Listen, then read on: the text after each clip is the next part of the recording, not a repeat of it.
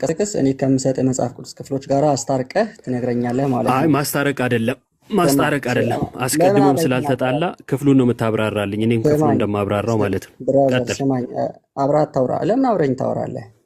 አብረኛ አታውራ። አብሬህ አላወራውም። አንተ አቅጣጫን የምትለውን ሀሳብ የሰጠው ስለማይል ስማ፣ አንተ የምትለውን ሀሳብ ስለማይል አንተ እንደምትለው እምነት ሲደመር ስራ እኩል ይሆናል ያድናል ብሎ ስለማይናገር አንተ እንደምትለው የያዕቆብ መልእክት እኔ ደግሞ አለመናገሩን ክፍሉ ገብታ አሳየኛ። ታዲያ እኮ ላሳየ ነው። ኤፌሶን ምዕራፍ 2 አውጣ። አላወጣም። ያዕቆብን አብራራን የተባልከው ጥቅስ ሲጠቀስ ምንድነው እሱ ዙሪያ መሽከርከር? ጥቅሱን ጥቀስና አብራራው ብራዘር። እኔ እኮ አንተ የጠቀስከውን አንተ ራስህ አብራራ እንጂ እኔ እንዳብራራለህ ነው እንደ የምትጠቅሰው አንተ። እኔ የሰጠሁትን ማስረጃ ለጠየቀችን ጥያቄ ማስረጃ ልክ ካልሆነ እኔ እንዳብራራለህ ነው ወይ የጠቀስከው? አንተማ ለእኔ ምን ታብራራልኛለህ? አለማወቅህን ላሳየ ነው እንጂ ከፍ አድርግኛ እንደ እኔ ብራዘር ሌላ እንትን ውስጥ አትግባ። አለማወቅ ብራዘር፣ ይሄ የጨዋ ቤት ነው። እኔን ከፍ ታደርግኛለሽ? በጨዋ ደንብ ነው የምናወራው። ከፍ አድርግኛ እንዴ። ከፍ አድርጊው። ቴንክ ዩ። ይኸው የተጠየቅኩትን ጥያቄ እኔ በማስረጃ ነው ያወራሁት። ያቀረብኩት ማስረጃ ላይ አውሩ ነው ያልኩት። ሌላ ነገር ምንም አላልኩም። አንተ ከንቱ ሰው፣ አንተን አይደለም ባይዘዌ መጽሐፉ ነው የሚለው። አንተ ከንቱ ሰው እምነት ከስራ ተለይቶ የሞተ መሆኑ ልታውቅ ትወዳለህን? እምነት ከስራ ከተለየ ምን አለ? የሞተ ነው። የሞተ ነገር ደግሞ አንተንም ሙት ነው የሚያደርግህ እንጂ ሕያው አያደርግህም። ይቀጥልና አባታችን አብርሃም ልጁን ይስሐቅን በመሰዊያ ባቀረበ ጊዜ በስራ የጸደቀ አልነበረምን ይላል። ቀጠለ። እምነት ከስራ ጋር አብሮ ያደርግ እንደነበረ በስራም እምነት እንደተፈጸመ ትመለከታለህን? ስለዚህ እምነትና ስራ አይለያዩም ማለት ነው። መጽሐፍም አብርሃም እግዚአብሔርን አመነ ጽድቅም ሆኖ ተቆጠረለት ያለው ተፈጸመ፣ የእግዚአብሔርም ወዳጅ ተባለ። ሰው በእምነት ብቻ ሳይሆን፣ በነገራችን ላይ መጽሐፍ ቅዱስ ላይ እምነትና ብቻ የተያዙት እዚህ ክፍል ላይ ብቻ ነው። ሌላ ካለ እዚህ ያላችሁ ሁላችሁም ተሰባሰቡና ተመካከሩ፣ አንድ ጥቅስ አንጡልኝ። እምነትና ብቻ የተያዙበት ከዚህ ክፍል ውጪ ማለት ነው መጽሐፍ ቅዱስ ላይ የለም። ይሄም ግን ምን ሊል ነው የገባው? ሲያፈርሰው ማለት ነው። እምነት ብቻ ሳይሆን ይላል። እምነት ብቻ ሳይሆን በስራ እንዲጸድቅ ታያላችሁ። ጋለሞታይቱ ረዓብ ደግሞ መልእክተኞችን ተቀብላ በሌላ መንገድ በሰደደቻቸው ጊዜ በስራ አልጸደቀችምን? አረ ጸድቃለች። ከነፍስ የተለየ ስጋ የሞተ እንደሆነ እንዲሁ ደግሞ ከስራ የተለየ እምነት የሞተ ነው። ከነፍስ የተለየ ስጋ በድን ነው። ከእምነት የተለየ ስራ ከስራ የተለየ እምነትም ካለ ከበድንነት አያወጣህም ማለት ነው። ቴንኪው። ተመልሶላችኋል ብዬ አስባለሁ።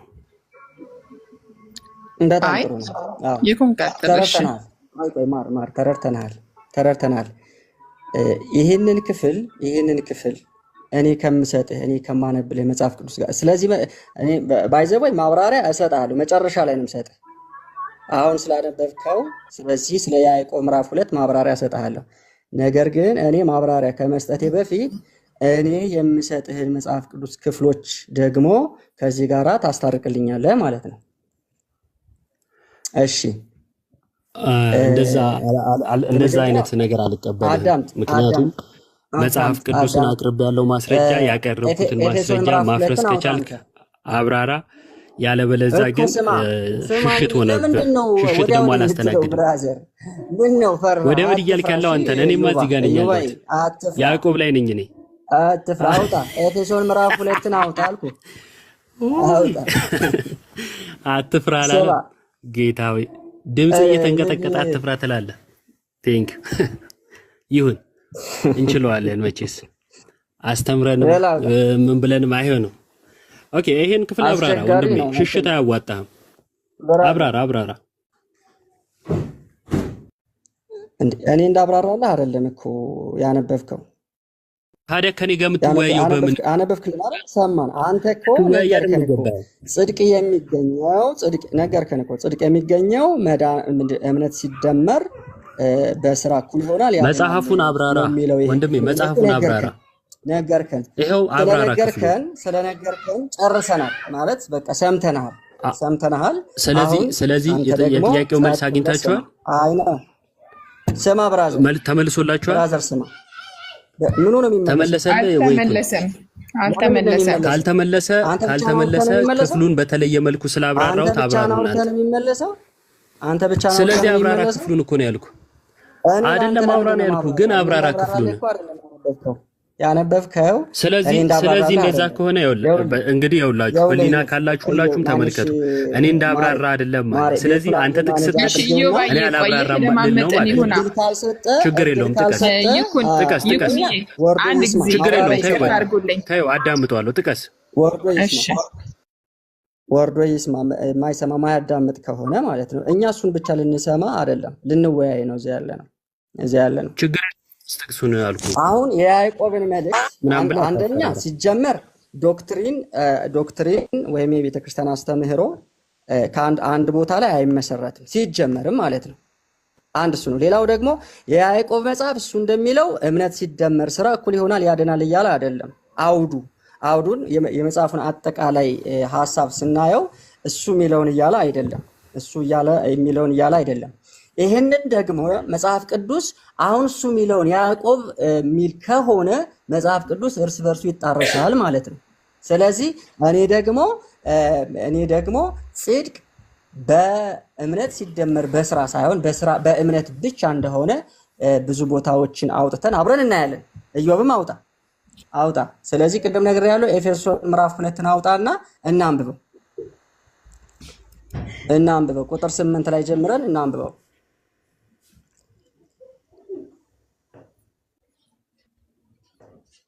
ማሪ አግኝተሽዋል? ታነብልናለሽ? ወይም ደግሞ ኢዮብ አውጣ አንተ ራስህ። አይ ወንድም ያላወከኝም ማለት ነው። እሺ ቀጥል።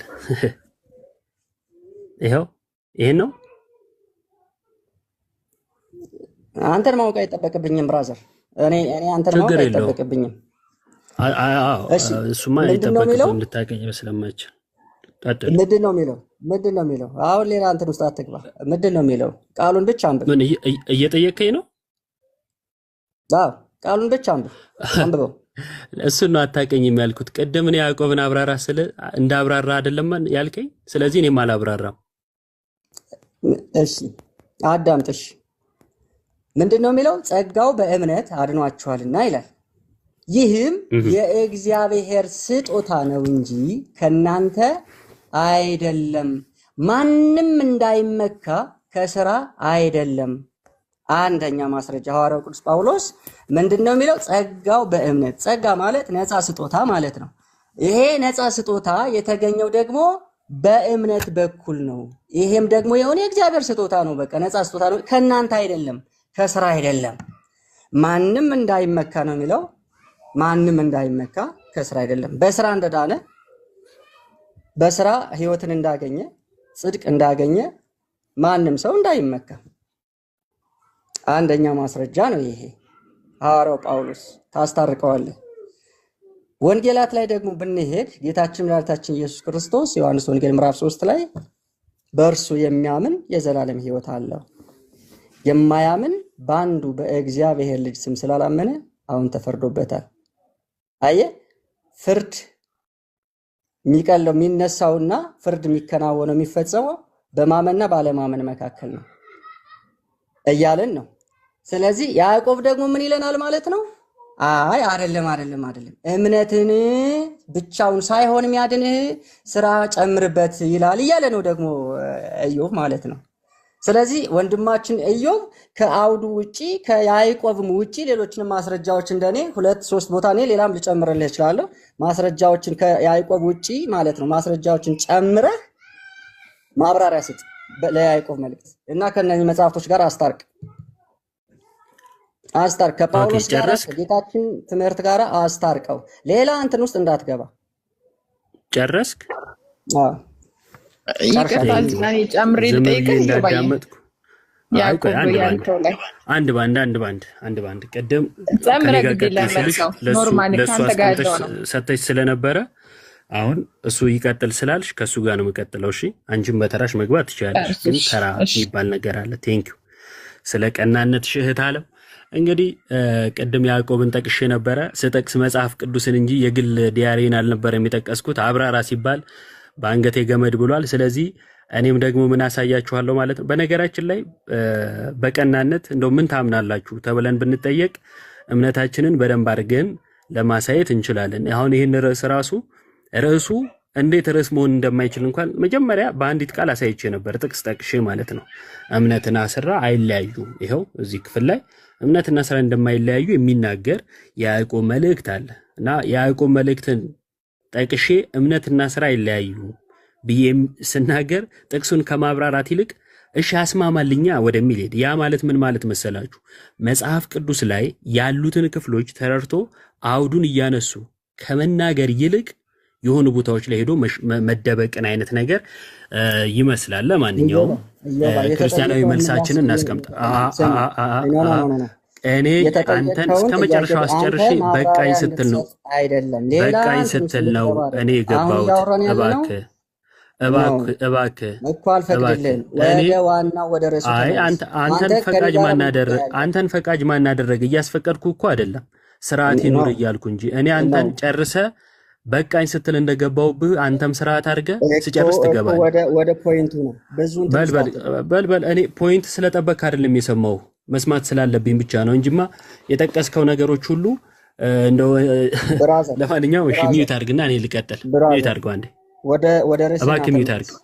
ርዕሱ ብራዘር አይደለም፣ ሚዩት አድርግልን።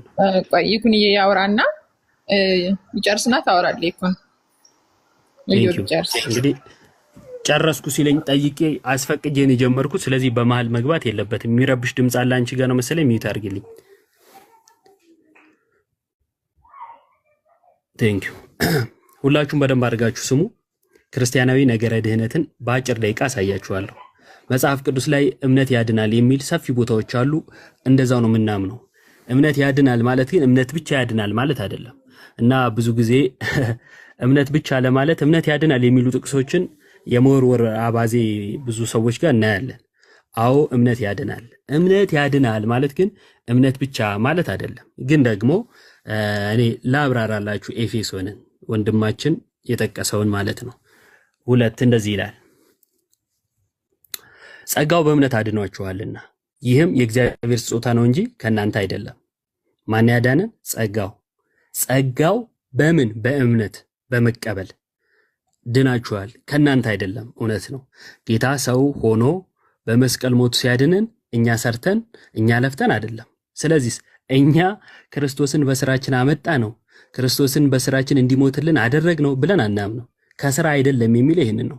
ማንም እንዳይመካ ከስራ አይደለም ይላል። እኛም ክርስቶስ መጥቶ በሞቱ እንዲያድነን ሰርተናል ብለን ስለማናምን ምን አንልም፣ አንመካም።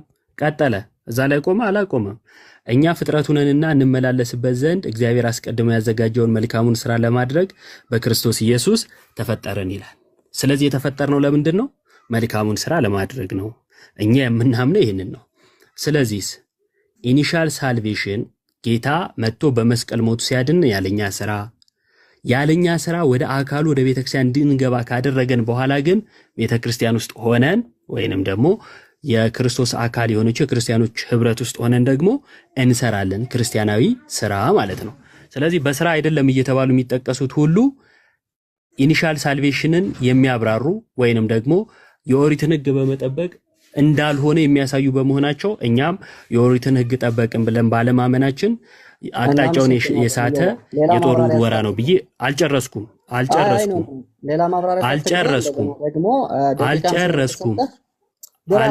ወንድም አለ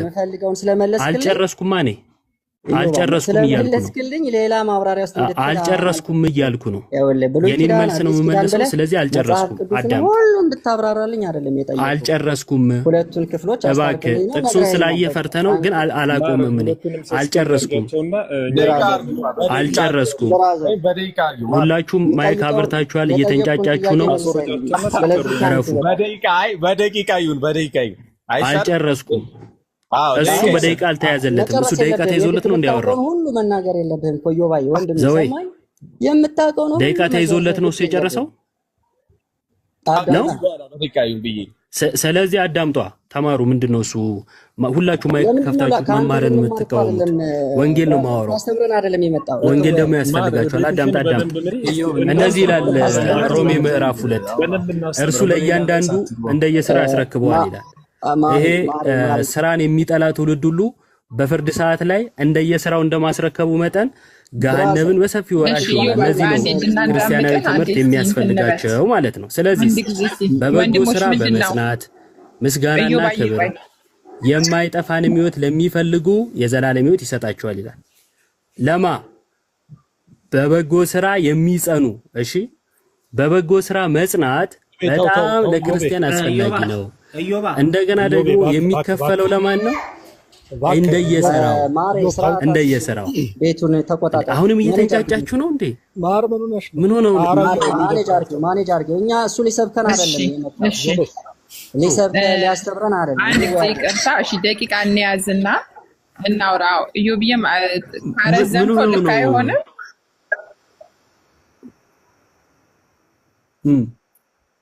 ብራዘር እድል ሳይሰጥህ አትግባ። አንተ እድል ሳይሰጥህ አትግባ።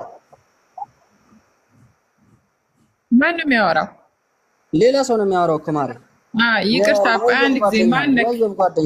ራስህን ግለጥ። ማነክ የምታወራው? ነብይ የለም እዚህ መካከል። የጌታ አይታይም። ማን ነው እዚህ የሚያወራው?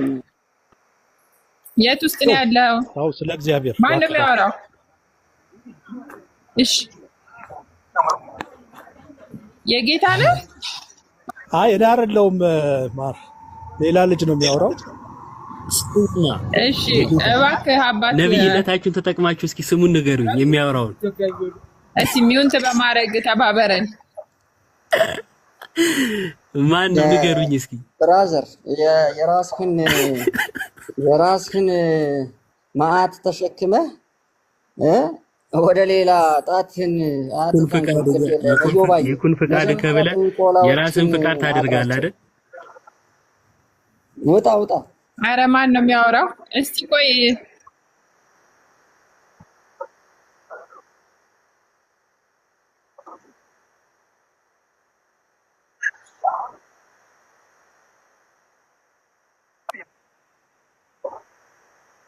ኧረ ማሪ ቆይ አንድ ጊዜ እሺ አባት በቃ ምክርን ተቀብለናል። በጌታ ፍቅር ውረድ። ቀጥል ወንድም አለ። ስበካቸው ከኢዮብ ጋር ሆኖ ይማሩ። እዛውና ስበካቸው። ኢዮብን አውርጁ። ይሰበክነ አይደለም መጀመሪያ ወንጌል ከኢዮብ ጋር ሆኖ ነው የሚያወራው አልኩሽ። አይ በቃ ማሪ ኢዮብ ሀክ አድርጎናል። ኢዮብ ነው ሀክ ያደረገው። እንዴት ነው የማወርደው? እስቲ ንገሩኝ።